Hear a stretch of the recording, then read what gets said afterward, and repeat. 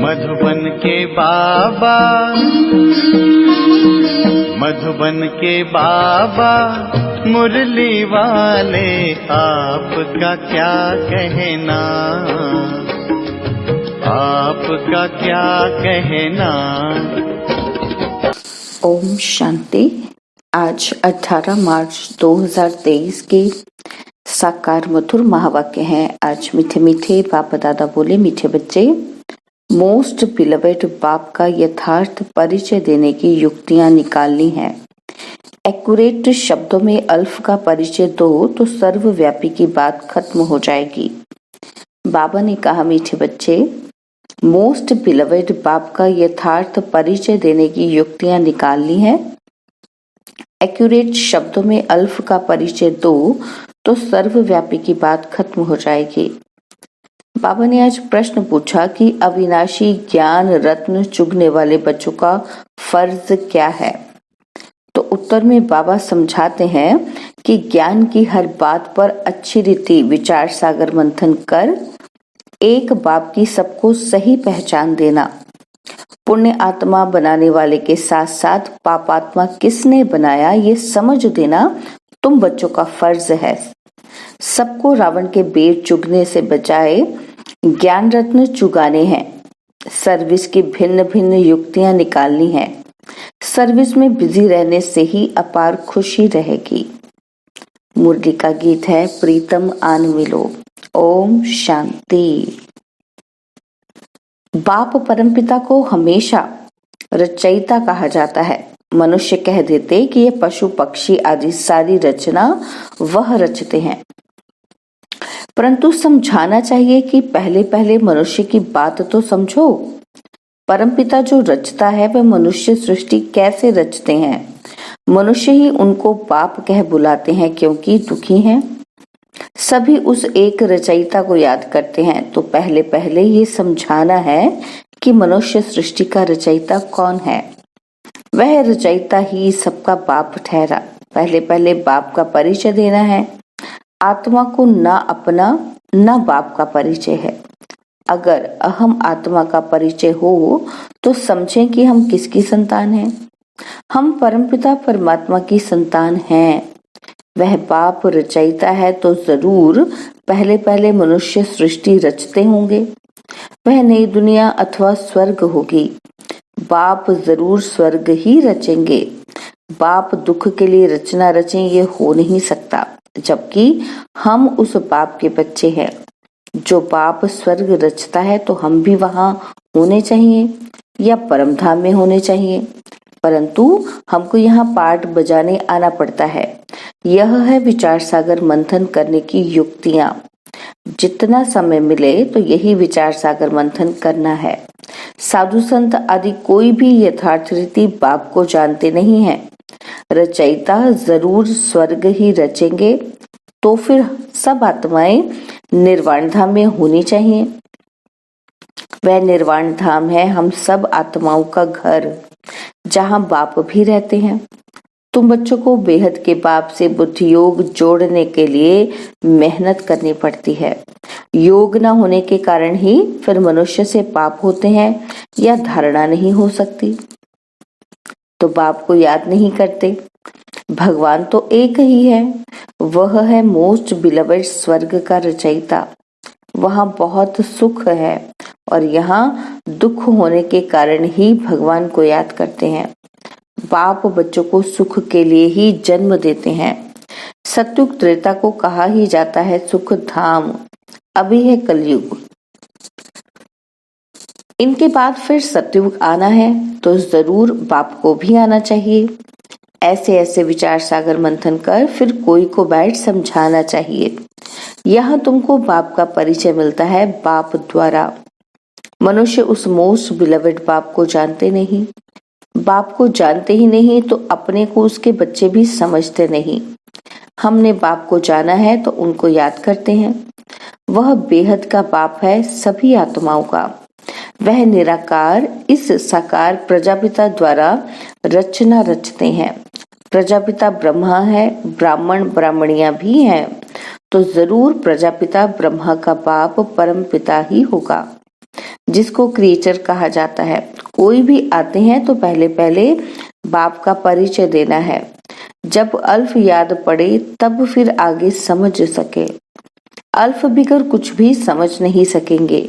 वह भी समझाना ऐसे है जो मनुष्य समझे कि इनों की समझानी तो बड़ी एक्यूरेट दिखाई पड़ती है।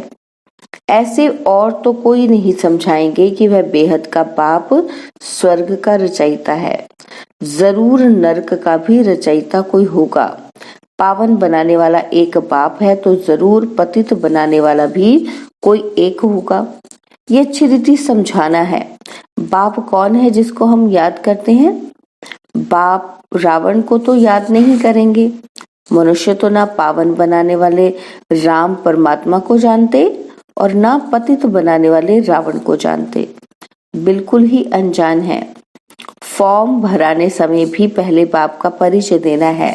तुम्हारी आत्मा का बाप कौन है? यह प्रश्न और कोई पूछ ना सके। आत्मा तो हर एक मनुष्य में है। जीवात्मा, पाप आत्मा, पुण्य आत्मा कहा जाता है ना। तो पुण्य आत्मा तो बाप ही बनाते हैं। फिर इनको पाप आत्मा कौन बनाते हैं? ये जरूर समझाना पड़े।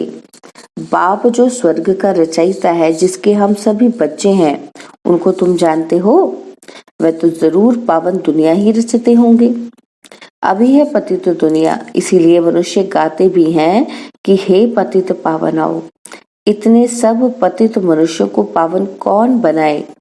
सर्वव्यापी है तो फिर ये बात नहीं उठती कि परमपिता परमात्मा आओ। सर्वव्यापी है फिर तो उसको याद करने की भी दरकार नहीं। अभी हम आपको बहुत अच्छी राय देते हैं। ब्रह्मा की राय तो मशहूर है ना। हम ब्रह्मा मुखवंशावली ब्राह्मण ब्राह्मणियां हैं। ब्रह्मा को भी राय देने वाला जरूर ऊंच होगा। ब्रह्मा वल्द परमपिता परमात्मा शिव, वह है आत्माओं का पिता और वह है प्रजापिता। तुम बच्चे सर्विस के लिए ऐसे ऐसे विचार सागर मंथन करेंगे तो तुमको बहुत खुशी रहेगी। कोई आए तो उनको ज्ञान रत्न देने हैं।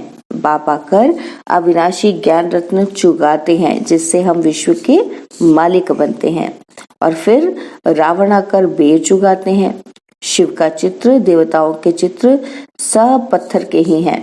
पत्थर को पूजते पूजते पत्थर बुद्धि बन जाते हैं। शिव का भी पत्थर का चित्र है। तो जरूर कोई समय शिव बाबा चैतन्य में आकर पढ़ाते होंगे। प्रजापिता ब्रह्मा भी होगा, ब्रह्मा कुमारी सरस्वती भी होगी। अब प्रैक्टिकल में है। इनके लिए गायन है, सबकी मनोकामना पूरी करने वाली, अविनाशी ज्ञान रत्न दान करने वाली गॉडेज ऑफ नॉलेज। उन्होंने फिर सरस्वती को बैंजो दे दिया है। ये सब बातें बुद्धि में आनी चाहिए। जिसको भाषण करना है तो विचार सागर मंथन करना होता है। पहले भाषण लिख रिफाइन करना चाहिए। बड़े बड़े स्पीकर्स जो होते हैं वे बहुत खबरदारी से बोलते हैं, बिल्कुल एक्यूरेट सुनाते हैं। जरा भी हिचका तो आबरू चली जाएगी। पहले से ही पूरी प्रैक्टिस करते हैं। यहाँ भी इतना बुद्धि में रहना चाहिए जो किसी को बाप का परिचय दे सको। सर्विस करनी है। विकारी गुरुओं की जंजीरों में बहुत फंसे हुए हैं। वह कोई की सदगति तो कर नहीं सकते। पतित पावन निराकार भगवान को ही कहा जाता है। सर्वव्यापी के ज्ञान से तो कोई की सदगति हुई नहीं है। पतित पावन है एक शिव बाबा, उनको रुद्र भी कहा जाता है। रुद्र यज्ञ भी मशहूर है। इतना बड़ा यज्ञ और कोई रच ना सके। रुद्र ज्ञान यज्ञ कितने वर्ष चलता है? कितने वर्ष चलता है? ज्ञान सुनाते ही रहते हैं। ज्ञान जब रचते हैं तो उनमें शास्त्र भी रखते हैं। रामायण भागवत आदि की कथा सुनाते हैं। उसको रुद्र यज्ञ कहते हैं। वास्तव में रुद्र यज्ञ यह है। यह यज्ञ तो बहुत समय चलता है। उनका तो मास करके ये भर यज्ञ चलेगा। ये तो देखो कितना समय चलता है। इसमें जो भी सब पुरानी चीजें हैं वह खत्म होनी है। ये सारी पुरानी दुनिया इसमें भस्म होनी है। कितना बड़ा यज्ञ है, ख्याल तो करो। जब सबके शरीर स्वाहा हो तब सभी आत्माएं वापस परमधाम जाएं। जब तक बाप ना आए तो पतित से पावन कैसे बने? माया की जंजीरों से लिबरेट कौन करे? कोई तो होना चाहिए ना। इसलिए खुद मालिक ही आते हैं। ऐसे नहीं सर्वव्यापी हो बैठकर ज्ञान देते हैं, वह तो आते हैं। हम उनकी संतान पोत्रे हैं, वास्तव में हो तुम भी। अब वह बाप आया हुआ है, अपना परिचय दे रहे हैं, स्वर्ग की स्थापना हो रही है। हम हैं राजयोग ऋषि और वह है हठ योग ऋषि।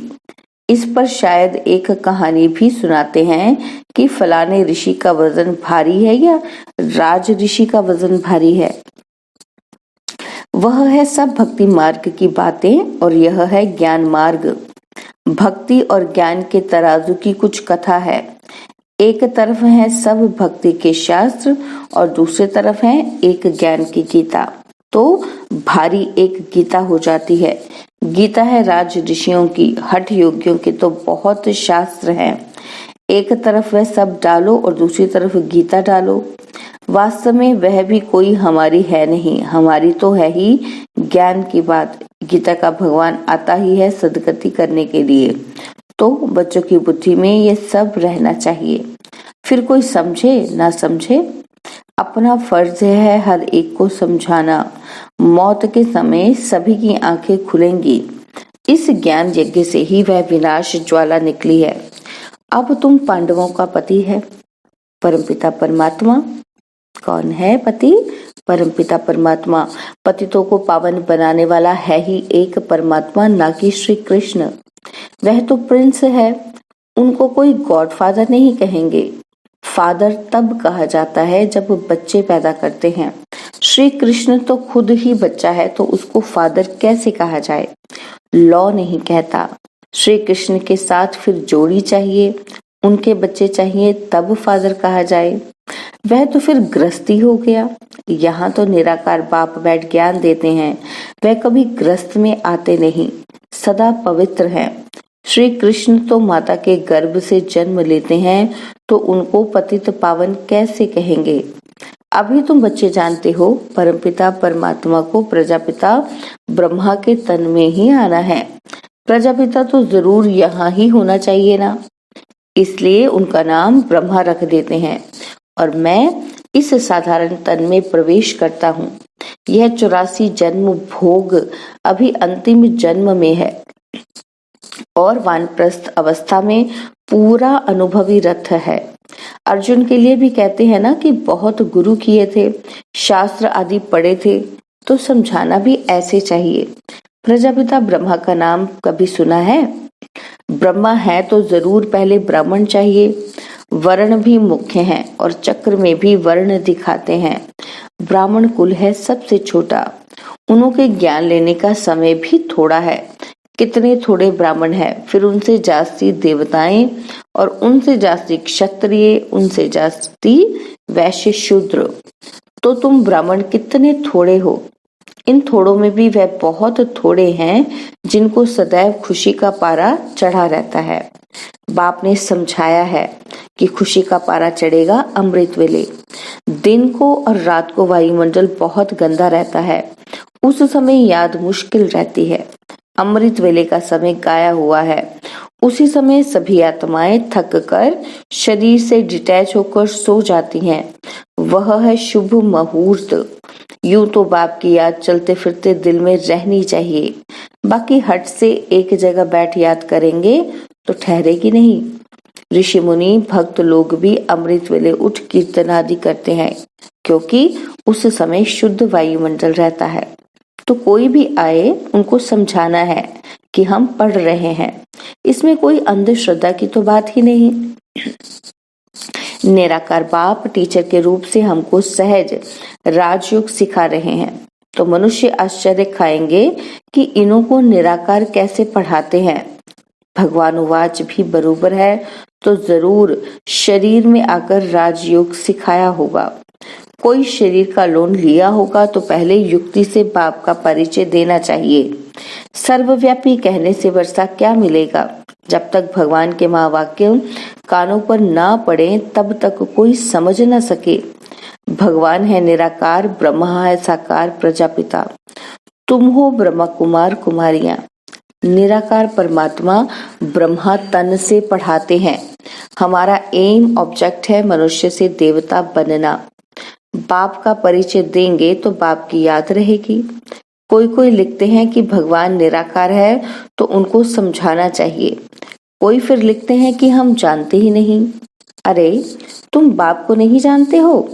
परमपिता परमात्मा कहते हो तो जरूर कोई तो होगा ना। बच्चे तो जानते हैं कि हम परमपिता परमात्मा से भविष्य जन्म जन्मांतर के लिए आजीविका प्राप्त करते हैं। इसमें जो विघ्न डालते हैं उन पर कितना पाप चढ़ता होगा, सो भी समझकर विघ्न डालते हैं। बेसमझ पर तो कोई दोष नहीं, वह तो सारी दुनिया बेसमझ है।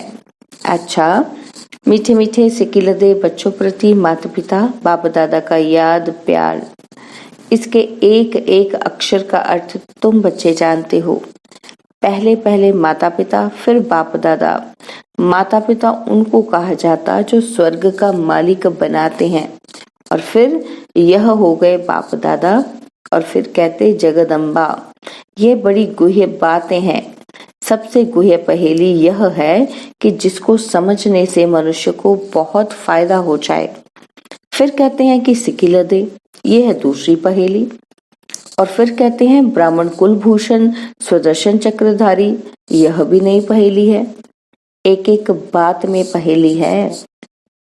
अच्छा, सुदर्शन चक्रधारी नूरे रत्नों प्रति याद प्यार और गुड मॉर्निंग। रूहानी बाप की रूहानी बच्चों को नमस्ते। हम रूहानी बच्चों के रूहानी बाप दादाजी को दिलवा जान सिखवा प्रेम से नमस्ते। ओम शांति। प्यारे बाबा, मीठे बाबा, मेरे बाबा, शुक्रिया बाबा, शुक्रिया बाबा, शुक्रिया बाबा। धारणा के लिए मुख्य सार है, पहला पॉइंट है, अमृत वेले के शुभ मुहूर्त में बाप को बहुत प्यार से याद कर खुशी का पारा चढ़ाना है। चलते फिरते भी याद का अभ्यास करना है।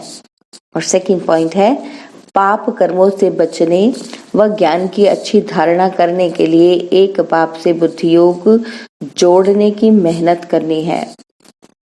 बाबा ने आज वरदान दिया कि बिंदु रूप में स्थित रह सार युक्त योग युक्त युक्ति युक्त स्वरूप का अनुभव करने वाले सदा समर्थ भव। बिंदु रूप में स्थित रह सार युक्त योग युक्त युक्ति युक्त स्वरूप का अनुभव करने वाले सदा समर्थ भव। क्वेश्चन मार्क के टेढ़े रास्ते पर जाने के बजाय हर बात में बिंदी लगाओ। बिंदु रूप में स्थित हो जाओ तो सार युक्त योग युक्त युक्ति युक्त स्वरूप का अनुभव करेंगे। स्मृति, बोल और कर्म सब समर्थ हो जाएंगे। बिना बिंदु बने विस्तार में गए तो क्यों क्या के व्यर्थ बोल और कर्म में समय और शक्तियां व्यर्थ गवा देंगे, क्योंकि जंगल से निकलना पड़ेगा। इसलिए बिंदु रूप में स्थित रह सर्व कर्मेंद्रियों को ऑर्डर प्रमाण चलाओ। स्लोगन है, बाबा शब्द की डायमंड चाबी साथ रहे तो सर्व खजानों की अनुभूति होती रहेगी। बाबा शब्द की डायमंड चाबी साथ रहे तो सर्व खजानों की अनुभूति होती रहेगी। ओम शांति। और अब यह एक बहुत अच्छी वीडियो भी जरूर देखें।